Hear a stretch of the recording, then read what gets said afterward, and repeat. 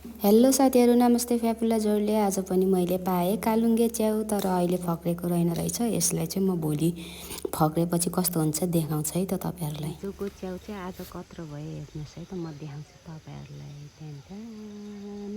त्यत्रो भयो।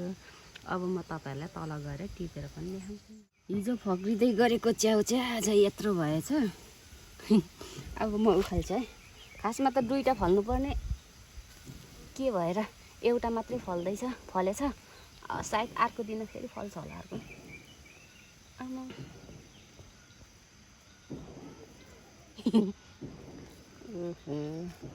चर्केछ नि यहाँ।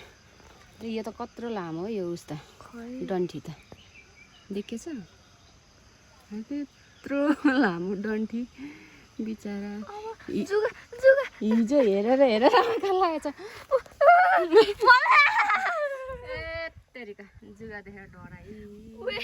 यहाँ छिटो न खाली गुट्दैछु। कहाँ गयो? झर्यो यहाँ भित्र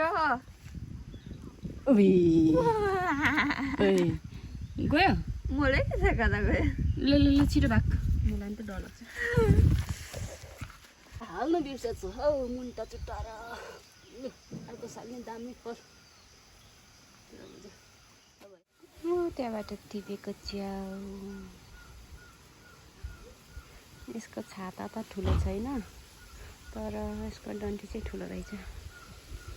हामीलाई एक छाक। यो सेकेन्ड टाइम पाएको है यो वर्षको। दोस्रो पटक पाइयो च्याउ। अब त खै पाउँछु कि पाउँदिनँ, पायो भने फेरि देखाउँछु म।